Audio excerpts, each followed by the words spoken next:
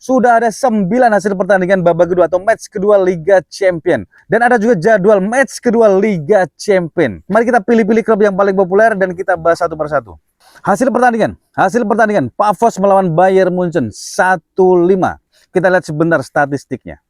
Jelas jauh sekali Pafos tertinggal dari Bayern Munchen. 33 penguasaan bola didapatkan oleh Pafos, sementara Bayern Munchen 67% penguasaan bola.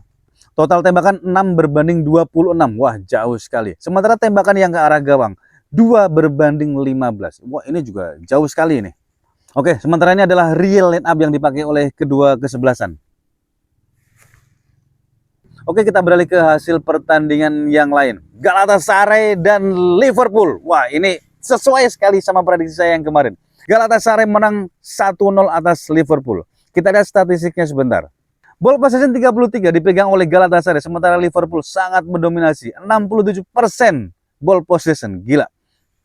Sementara itu total tembakan, Galatasaray cuma 9 dan Liverpool 16 total tembakan. Tapi dari semua itu, on target sama ternyata, 4-4. Artinya Liverpool juga tidak efektif sebenarnya. Dan ini adalah line up real yang dipakai oleh kedua kesebelasan. Oke, saya lanjut. Inter Milan menang besar atas Slavia Praha 3-0. Kita lihat statistiknya dulu aja. Secara keseluruhan, 57% penguasaan bola dipegang oleh Inter Milan. Sementara Slavia Praha 43% saja penguasaan bola. Total tembakan, wah jauh sekali. 21 berbanding 3. Sementara tembakan yang on target, 6 berbanding 1. Ini 3-0 udah bagus lah ya. Oke, kita ke Chelsea dan Benfica. Prediksi saya kemarin itu ternyata kebanyakan. Saya itu memprediksikan 2-0 ya. Mungkin karena saya agak geram gitu ya sama Mourinho ya. Oke, ternyata tetap menang tapi 1-0 untuk kemenangan Chelsea melawan Benfica. Untuk statistik 56% berbanding 44 ball possession. Nggak jauh-jauh amat sih. Dan total tembakan ternyata Benfica yang lebih unggul. 8 berbanding 9. Dan on targetnya sama ternyata, 3 berbanding 3 juga. Dari data statistik ini saya kira 1-0 itu sudah bagus lah ya Chelsea ya. Oke, kita lanjutkan ke Atletico Madrid dan Eintracht Frankfurt. Skornya gila, 5-1 untuk kemenangan Atletico Madrid. Kita lihat statistiknya ya. Statistiknya sih biasa-biasa aja, 51% penguasaan bola berbanding 49%. Total tembakannya yang lumayan jauh nih. 18 berbanding 6. Sementara shot on target, wah gila. Atletico Madrid 12 berbanding 2. Statistik ini jelas menunjukkan Atletico Madrid jauh lebih efektif dibanding Eintracht Frankfurt ya. Oke, kita lompat aja ke Marseille dan Ajax Amsterdam. Ini gila ini. 4-0. Wah. Wow. Edan ini Edan. Kita lihat statistiknya. Marseille 48%, sementara Ajax Amsterdam 52% penguasaan bola. Total tembakan 9 berbanding 13. Ajax Amsterdam malah mendominasi di tembakannya ya, tapi lebih efektif ternyata. 6 berbanding 2. Ini gila-gila. Dan ini adalah real line up yang dipakai oleh kedua kesebelasan ya. Oke. Kita langsung ke ada Gleim dan Tottenham 2-2. Gleim dan Tottenham ini kita lewatin aja. Khairat Almaty dan Real Madrid. Oke, kita bahas sebentar. Khairat Almaty dan Real Madrid. Ini tim dari Kazakhstan, baru pertama kali ikut Liga Champion dan dibantai 0-5 oleh Real Madrid. Dan kita lihat statistiknya ya, 33%. Penguasaan bola 33%, sementara Real Madrid 67% penguasaan bola. Total tembakan 11 berbanding 20. Waduh. Dan on targetnya 4 berbanding 12. Wah, ini jelas jauh lebih efektif lah Real Madrid ya. Oke lah, kalau Real Madrid menang nggak perlu lama-lama lah. Oke, kita lewati. Kita langsung ke Atalanta dan klub Brugge. Oke, skor 2-1 untuk kemenangan Atalanta. Oke, kita tidak perlu membahasnya. Sementara itu hasil pertandingan di match kedua Liga Champion minggu ini. Dan kita langsung ke jadwal pertandingan. Jadwal pertandingan match kedua Liga Champion. Tanggal 1 dan tanggal 2. Di tanggal 1 hari ini masih tersisa 2 pertandingan. Di jam yang sama, 23.45. Ada Karabakh bertemu dengan FC Copenhagen. Pertandingan kedua ada Royal Union bertemu dengan Newcastle United. Jam 23.45. Oke, itu tidak perlu kita bahas. Kita cari yang lebih populer aja. Tanggal 2 kick off jam 2. Semua jam 2. Yang pertama ada Barcelona bertemu dengan PSG. Mari kita lihat sama-sama guys. Oke, kita ke head to headnya dulu. Barcelona. Dari 5 laga terakhir yang dilakoni oleh Barcelona di semua kompetisi, semua dimenangkan oleh Barcelona. Semua dilibas habis. Sementara PSG dari 5 laga terakhirnya 4 kali menang, 1 kali kalah. Sementara di 5 laga terakhir Barcelona bertemu dengan PSG, 2 kali dimenangkan oleh Barcelona, 2 kali dimenangkan oleh PSG, dan 1 kali seri. Nah, ini adalah kemungkinan line up yang dipakai oleh kedua kesebelasan. Barcelona mungkin akan memakai formasi 4-2-3-1. Sementara PSG kemungkinan akan memakai formasi 4-3-3. Berdasarkan head to head, kita tentu akan sulit untuk memprediksikan siapa yang akan menjadi pemenang antara Barcelona dan PSG.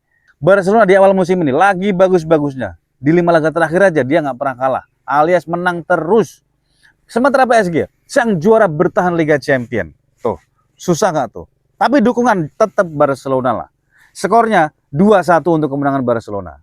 Kalau ada video saya yang lain, skornya akan berbeda, tapi kemenangan akan tetap sama. Barcelona juga. Oke, kita lanjut ke klub berikutnya. AS Monaco akan bertemu Manchester City. Kick off-nya sama, jam 2. Semua jam 2 ya. Oke, kita lihat head to head-nya dulu. Dari 5 laga terakhir yang dilakoni oleh AS Monaco, di semua kompetisi, 2 kali kalah, 3 kali menang. Sementara Manchester City, dari 5 laga terakhirnya, 1 kali seri dan 4 kali menang. Oke, setidaknya kedua kesebelasan ini pernah bertemu 2 kali. 1 kali dimenangkan oleh AS Monaco dan 1 kali dimenangkan oleh Manchester City. Dan ini Liga Champion. Agak susah untuk memprediksikan ini. Tentu semua orang akan berharap Manchester City lah yang akan memenangkan pertandingan pada malam hari ini. Di Liga Champion bertemu dengan AS Monaco. Saya juga, karena saya tidak terlalu mengikuti Liga 1 Prancis juga sih. Ini bukan berdasarkan head to head, tapi berdasarkan beberapa media yang saya baca. Manchester City akan menang tipis melawan AS Monaco dengan skor 1-2. Mari kita ke jadwal pertandingan selanjutnya. Ada Dortmund bertemu dengan Athletic Bilbao. Ini tentu akan menjadi seru, pertandingan ini seru. Bermain di Sinyal Iduna Park, kandangnya Borussia Dortmund.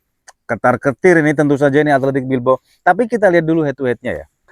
Dari 5 laga terakhir yang dilakoni oleh Borussia Dortmund di semua ajang kompetisi, 4 kali menang, 1 kali seri. Sementara Athletic Bilbao di 5 laga terakhirnya belum pernah menang sama sekali. 1 kali seri dan 4 kali kalah. Aduh. Borussia Dortmund setidaknya pernah bertemu Athletic Bilbao 2 kali. Dan 2 kalinya itu dimenangkan oleh Athletic Bilbao. Dan dari pencarian saya ini, dua-duanya juga bermain di Stadion Sinyal Iduna Park. Dan jadwal pertandingan kedua kesebelasan ini akan bertemu di Sinyal Iduna Park, kandangnya Dortmund. Akankah Dortmund akan kalah lagi? Biasanya sih sejarah itu berulang. Tapi dari beberapa media yang saya baca terkait prediksi kemenangan mereka, Dortmund dan Athletic Bilbao tidak akan ada yang menang dan tidak akan ada yang kalah. Saya kira skor akan imbang 1-1. Oke, kita lanjut untuk jadwal pertandingan selanjutnya. Villarreal akan bertemu dengan Juventus. Ini juga akan menjadi pertandingan yang seru sih menurut saya. Kita lihat head-to-headnya dulu aja.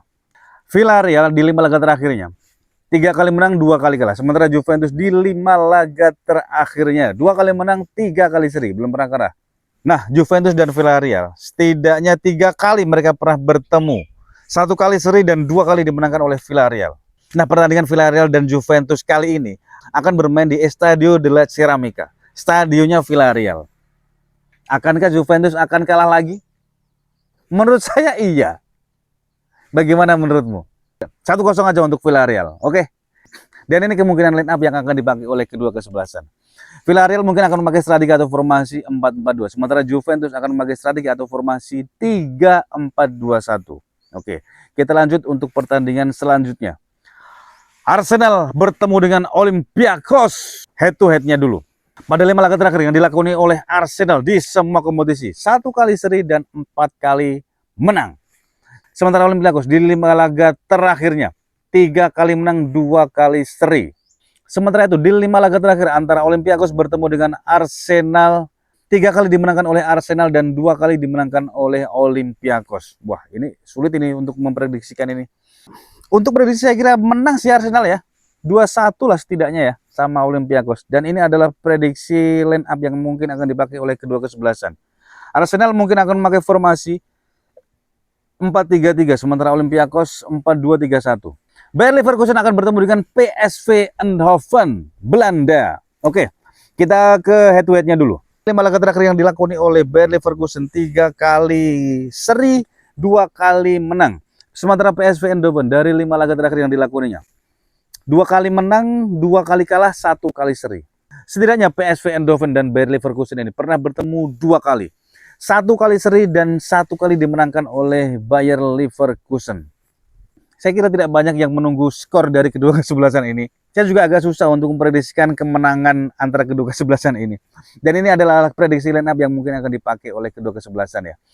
Bayer Leverkusen mungkin akan memakai strategi atau formasi 3-4-2-1, sementara PSV Eindhoven akan memakai strategi atau formasi 4-3-3.